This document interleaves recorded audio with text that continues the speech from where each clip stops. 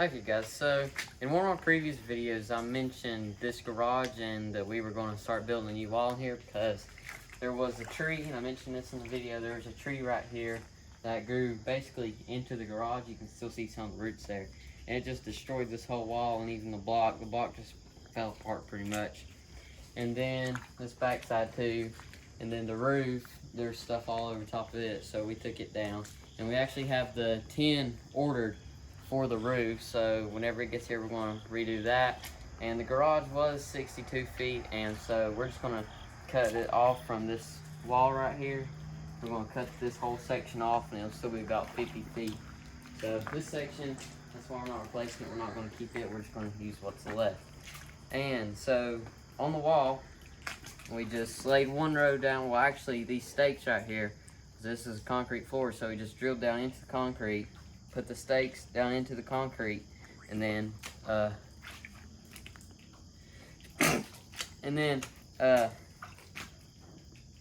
forgot what I was going to say. That sneeze wiped my brain up. Rebar. Anyway, drilled the rebar and then put it down into the concrete, and then we started laying this first row of block. And then, as you can see on this row right here, we filled up the block with about 2 inches from the top of concrete. We did that to the bottom row and to this top one. And then these little grooves right here, what we're doing with these little grooves is putting this piece of rebar on here. Well, down here like that. You won't go in there right now because I don't have it lined up. But just doing that, we also doing that on the row below there just to help keep it sturdy, doing it all the way across, and we're also doing it all the way across on this one. So yeah, that's pretty much it.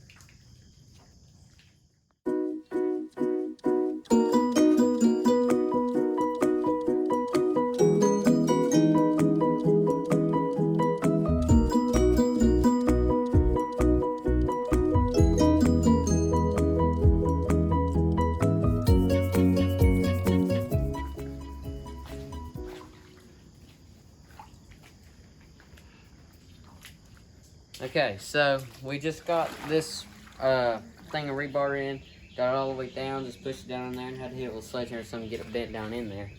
And it's not completely flush, but it's flush enough.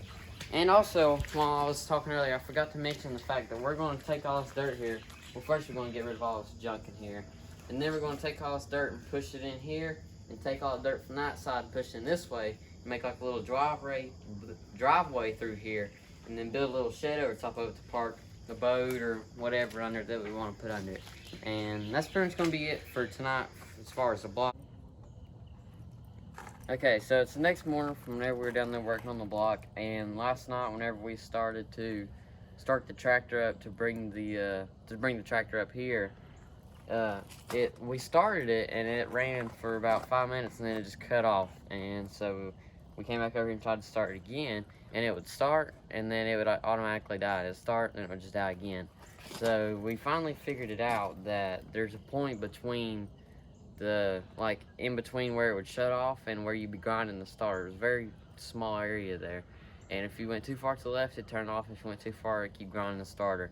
So I had to just hold it right there in that point all the way up the yard, and every time you hit a bump or anything it would shut off, and then try to start and forget I didn't have the brake on. And it was just very hard, but we got it up here and we got it fixed now. We took it out, cleaned. Anyway, we cleaned it with contact cleaner and then sprayed graphite in it to help keep the key looped, and it works fine now. So, well, it should work fine now. Try to start. So on most diesels it has glow plugs, and you gotta turn the key to the left. Well, on the tractor, you gotta turn the key to the left and wait for that little light right there to go off. Whenever it does, you can start it.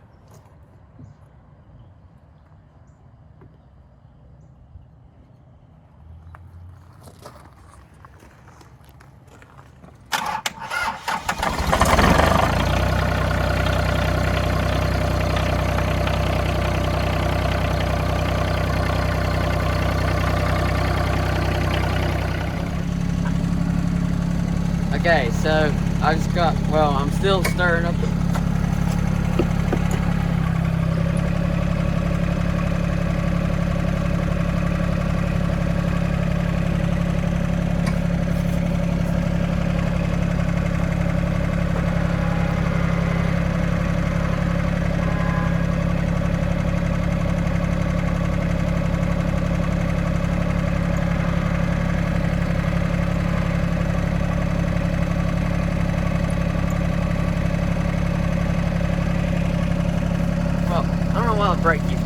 anyway, I got 4 bags of cement in here, and I'm just gonna start stirring it up, and then I'm gonna take it down to the garage, and it can be soupy because I'm just pouring down to the block anyway, so it doesn't really matter.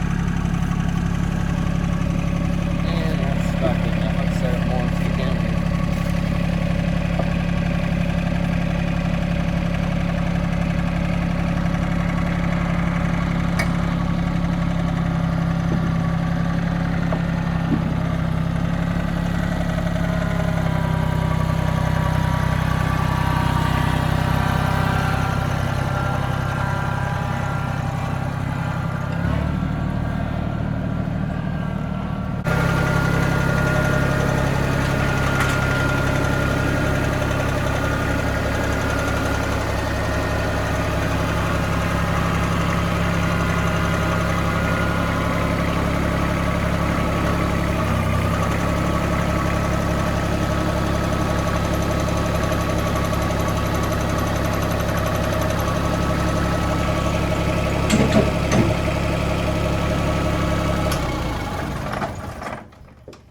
Okay, so made it down to the garage, and now I'm gonna start scooping out the cement, just pouring it into the wall.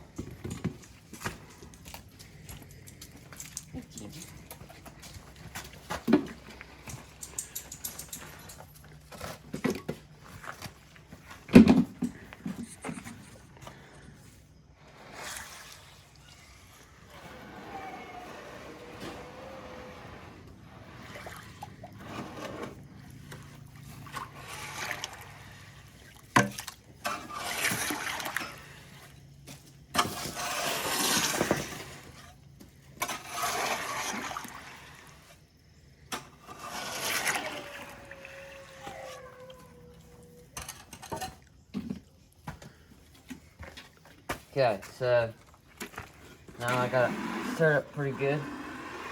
Start scooping it out and pouring it into the wall.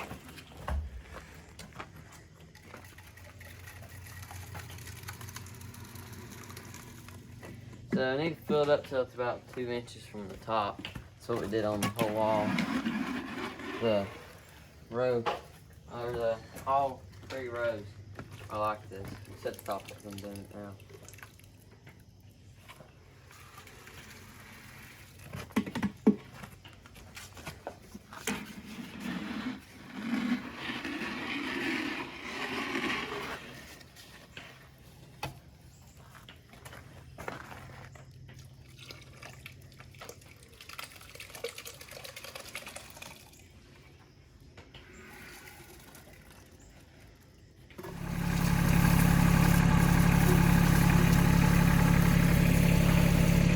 Okay, so just got done pouring the cement and washing out the tractor bucket, and that's pretty much all we're going to do for now. We'll get back down and start working on it.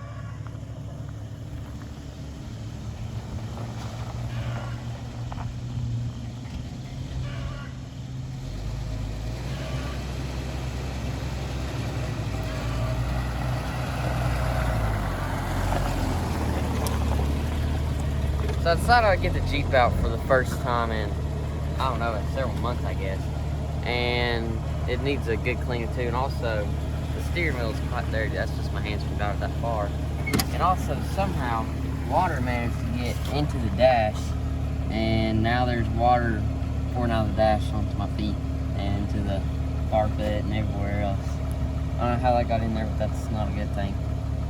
So I'm going to drive around a little bit and just get everything loosened up a bit. And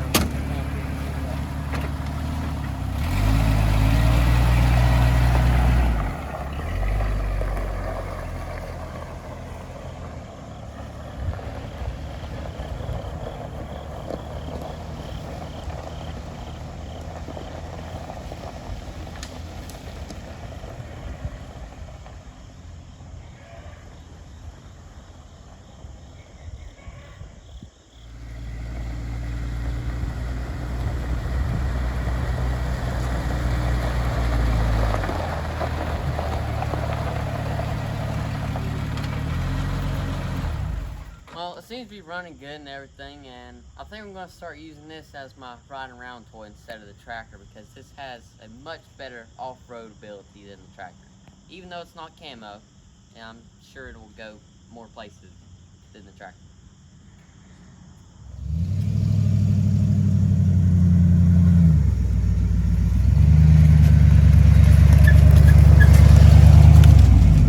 Okay, so I'm also building a new dog lot along with doing the garage down there, rebuilding that wall. And I've already got 3 posts put up. I didn't bring you guys along with, or whenever I was putting up those 3, because all I did was dig a hole, post hole diggers, put a post down in it. But I'll bring you along with the rest of it and putting all the fence around stuff. But now I gotta go uptown and get some stuff to come back so we can start.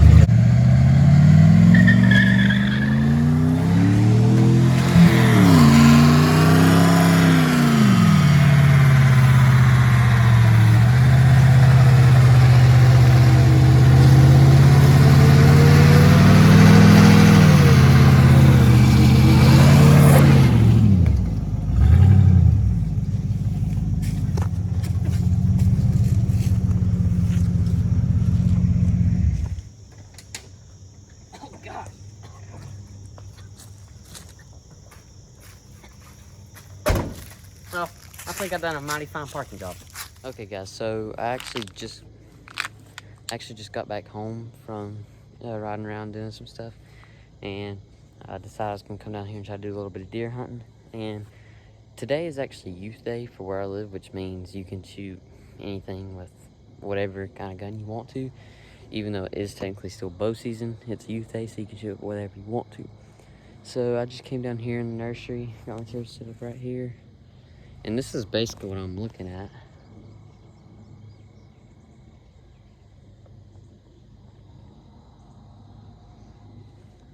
So I think I'm in a pretty good spot, and I actually cheated a little bit. Brought some Acorn Rage with me, so I'm gonna sneak down here and probably put it out on this main trail down here, and just sit here, wait for a deer to come down here, wait for a deer to come through. Whenever it does, it'll smell us and probably stop. There's all kinds of deer tracks in here. And I can sit here and look at them just walking. So, going down right there's deer track right there. These are fresh too, so hopefully the deer will be moving tonight. And it is pretty cold. I think it's right at 58. So that's pretty cold for this time of year where I live. I can still see my chair. I don't necessarily want to be like directly in line with my chair. I'm gonna put it right here. Dump it out. I'm just go ahead and dump the rest of it out because I have used some of it before. That ought to do it. There. That ought to do it. Now, I'll walk right back up here, and actually right there's my chair. I don't know if you guys can see it or not. The chair's just right up here. And also, mainly, whenever I'm sitting up there at the house with my deer feeder, there's more tracks everywhere in here. Whenever I'm sitting up there at the deer feeder, I can sit down here and see the deer running in and out of here all the time. So, hoping I'll catch one coming through here. And actually, the other night, I got a clip from when I came down here. I'll insert it. But from when I came down here the other night, I went and set up over there, and I kind of had my back like to some trees, and there's actually an 8-pointer that came in behind me. I didn't know he was there, and I got up to leave, and I was sitting actually right over there, sitting right there. And whenever I got up to leave, I like jumped him up, and he took off running that way. Didn't get a shot, but if it had been youth day then, and I had my rifle, I could have popped him right there because that was, perfect range, but it was too far from my bow. So I get down in here and should probably shut my mouth if I want any deer to come in here, because they probably done heard me. So I'm trying to figure out a good spot to stay a little bit hidden. And I think this is a good enough spot. Pretty well hidden. Actually, I'm gonna scoot back a little bit if I can. Just just gonna, oops, hit the gun. Just gonna move this.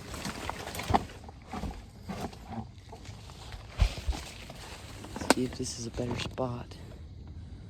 I think this is a better spot. Let's go this way just a little.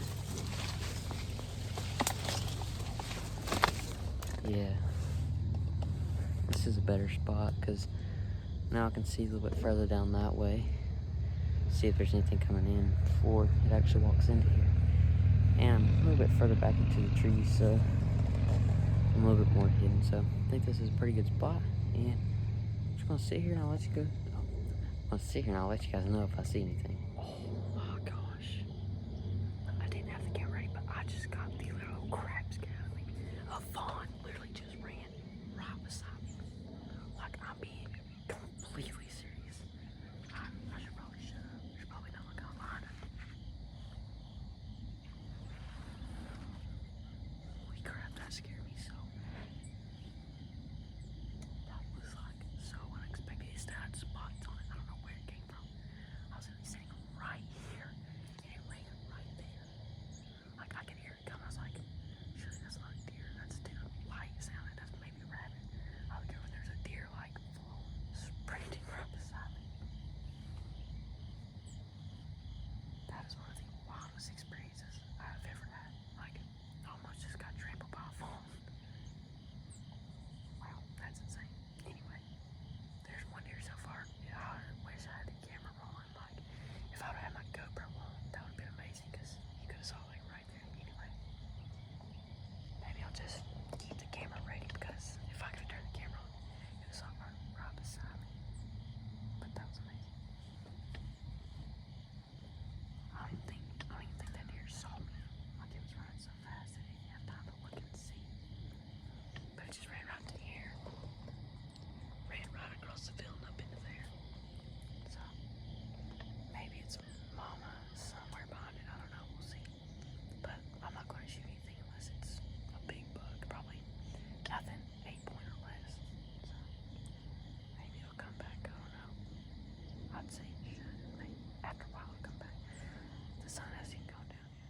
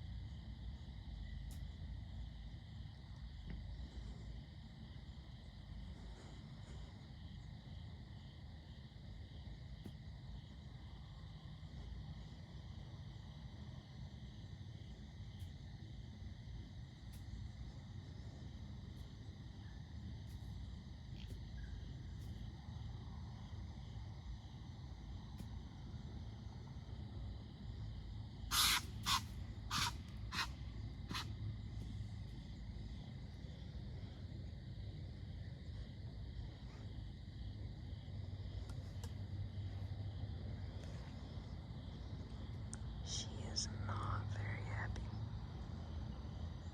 She's looking for that little fawn that came running by here a minute ago.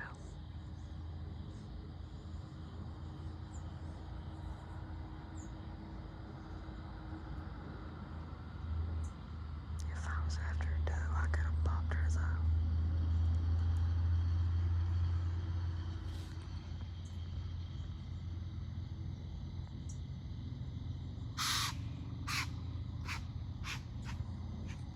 Yeah, go on, get out of here. She won't run on. She keeps going up there and stopping and then coming back. She's gonna expose me to every deer around here. So there's currently still a deer right there. I'm gonna have to move because it looks like all the deer are coming in from this way. And that deer was right beside me, like I got on video. And I heard her coming too, so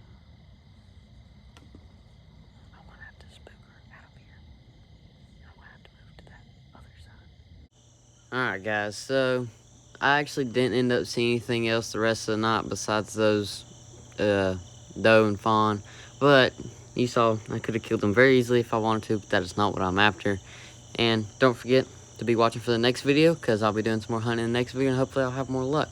But thanks for watching. I'll catch you guys next time.